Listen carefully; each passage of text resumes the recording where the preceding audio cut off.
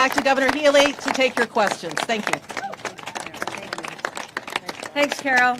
Many thanks to all the advocates, to our fabulous federal delegation here today, to our incredible partners in the state legislature and governmental partners.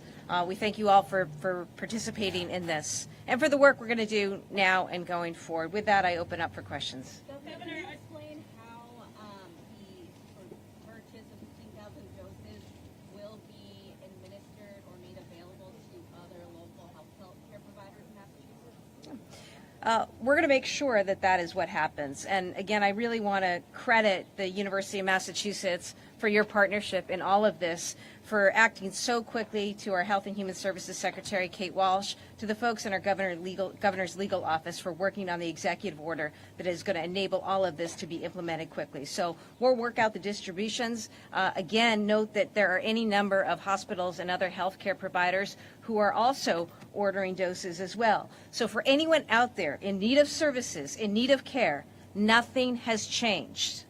Nothing has changed, and nothing is going to change. We're going to make sure that we stay the course here in Massachusetts and ride this out. People in Massachusetts will be protected, and meanwhile, we may see more people appreciating the values and what this state and its people represent. When will we know, I guess, how that network dissemination is going to happen? Will it be available in the coming days? I will tell you this, we'll make available any information as we know it. I will also tell you this, as I just said, nothing has changed. So this is an effort, I'm somebody who likes to make sure that we cover our bases. And so when we were hearing talk of all this, the idea was stockpile and let's buy up whatever we need to buy up to make sure that people here or people who come here are going to be protected. And let's make sure that we do nothing to change what prescribers and providers here on the ground are doing, because they shouldn't. And that's why we did the executive order. So the good news is nothing should change. When and if something changes in terms of how we need to get things out, we'll let you know. Governor, a two-part question. How can you dispense a drug if it does lose the approval, and are you concerned about litigation over doing so against the No, I'm not concerned about litigation. Look, I just want to be clear. I mean, this is the foundation of our country's democracy. This is bedrock. And if you come here to mess with our rights or our freedoms, we're going to take you on. We're certainly not going to stand for that. I say this to you as a former attorney general. I know the odds in this case. I know the legal landscape, which is why what this judge did is a sham. And I am not the least bit concerned about liability. I also respect. We're here in Massachusetts.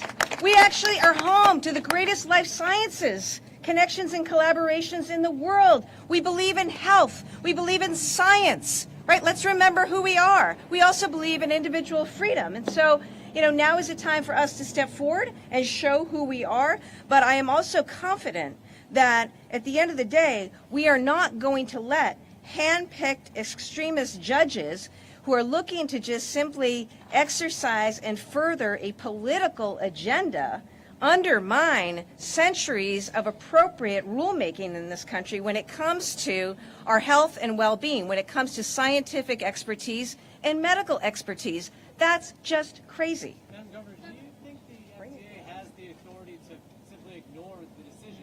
Do you believe it should? I'm sorry? Do you think the FDA has the authority to simply ignore the Texas decision? Do you believe it should? Well, we've had a lot of conversations with the Biden administration. I think the FDA is well situated to address this. And we also have another decision coming out of the state of Washington, as you know. So right now, the Biden administration has appropriately appealed this. And I would hope that the FDA continue to do what hundreds of millions of Americans rely on the FDA doing day in and day out. That is to make decisions based on the health and welfare of the American public.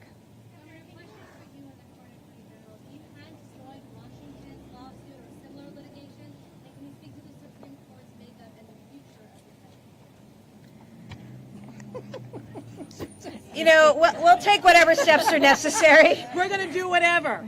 Yeah. We'll take whatever steps are necessary. Obviously, looking at the current composure of the Supreme Court, we're not thrilled about what may or may not happen there. But that's why today's actions are so important. And again, I am so grateful to our state legislature, to the University of Massachusetts, to other healthcare providers here in the great Commonwealth of Massachusetts. And I am confident, too, in speaking with other governors around the country, that you will see more and more states step up. The battle to ban abortion has been fought in the states. The battle to win reproductive freedom and a woman's right to an abortion will be won in the states, and that's what you see happening here.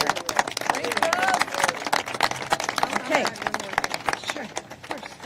I just want to thank the governor. I'll just add, obviously, AGs across the country are working together to make sure that not only Massachusetts but other states can afford access to these critical reproductive health care services and medications for their residents. So in terms of the Washington case, we'll continue to follow it. The good thing about it is it's forced this issue to go to the Supreme Court, which is important and a significant victory. And what we're going to do is focus right here in Massachusetts on making sure our folks have access and their questions are being answered along the way. Okay.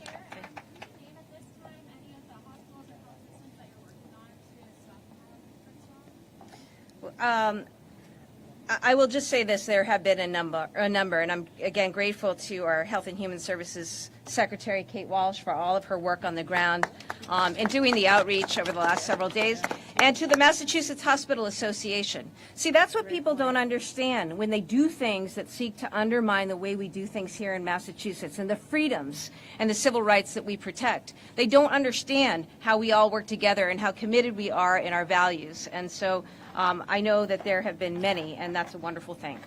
Thank you, everybody. Have a good afternoon. I'll stay here for a minute. Thank you very much.